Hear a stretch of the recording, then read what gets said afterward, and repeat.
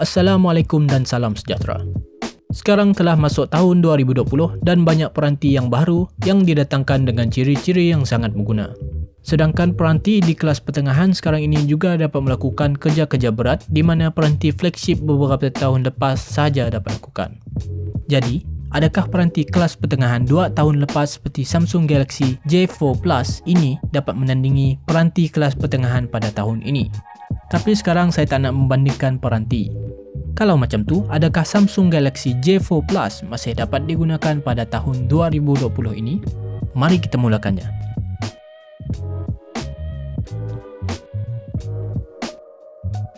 Hari ini, kita akan review balik Samsung Galaxy J4 Plus yang kini sudah lebih kurang 2 tahun dari tarikh pengumumannya pada tahun 2018 yang lalu. Peranti ini didatangkan dengan 2 jenis RAM iaitu 2GB dan 3GB. Yang ada pada tangan saya ini adalah 2GB. Di mana bagi saya 2GB masih boleh digunakan tetapi tidak akan terasa lancar apabila digunakan untuk kerja-kerja berat seperti multitasking. Untuk chipset pula, peranti ini didatangkan dengan Qualcomm Snapdragon 425 bersaiz 28nm bersama dengan CPU quad-core 1.4 GHz Cortex A53 dengan GPU Adreno 308. Prestasi dalam permainan video dan aplikasi lain tidaklah begitu baik, tapi masih boleh berjalan lancar untuk permainan yang tidak memerlukan pemprosesan grafik yang berat. Peranti ini didatangkan dengan skrin bersaiz 6 inci dengan resolusi definisi tinggi IPS LED.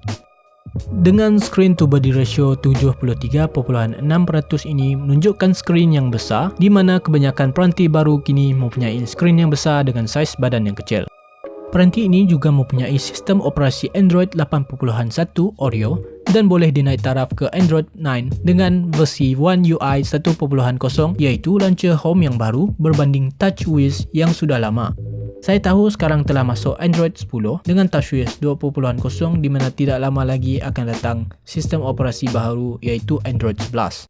Tetapi, jika dikira umur peranti ini masih lagi tidak jauh ketinggalan dan masih lagi nampak fresh dengan mod baru iaitu Dark Mode. Untuk storan pula, ianya didatangkan dengan storan dalaman 16GB dan 32GB dengan slot untuk external memory card untuk menambah saiz storan. Beralih ke bahagian kamera pula, peranti ini hanya mempunyai 2 kamera iaitu kamera utama dan kamera selfie. Kamera utama dengan saiz 13MP f1.9 dengan autofocus dan kamera selfie 5MP f2.2. Jika dibandingkan dengan peranti sekarang, di mana peranti pertengahan juga mempunyai sehingga 5 kamera dengan pelbagai fungsi.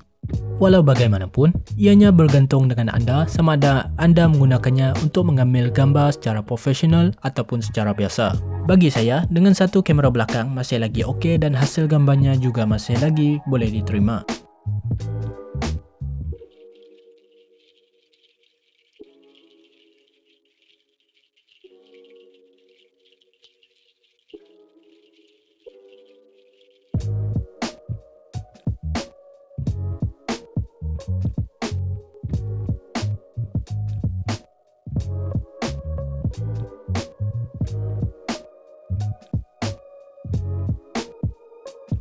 Peranti ini menggunakan port micro USB untuk pengecasan dan data transfer dan headphone jack bersaiz 3.5mm di mana anda tidak akan jumpa lagi benda ini dalam beberapa tahun akan datang.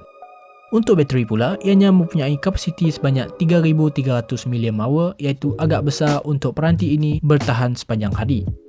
Tidak seperti kebanyakan peranti baharu sekarang, peranti ini tidak mempunyai fingerprint sensor sebagai ciri keselamatan, tetapi ianya hanya ada pada versi 3GB dan bukan 2GB, iaitu peranti ini.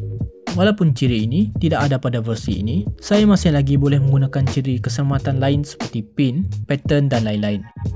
Kesimpulannya, anda masih lagi boleh gunakan peranti ini tanpa masalah, kecuali anda menggunakannya untuk kerja-kerja berat. Jika selain daripada itu, anda akan dapatkan prestasi yang anda harapkan daripada peranti ini dengan harga yang murah. Sebelum keluar, jangan lupa untuk like video ini dan subscribe pada channel ini untuk lebih banyak video di masa akan datang. Semoga berjumpa lagi di masa akan datang. Assalamualaikum.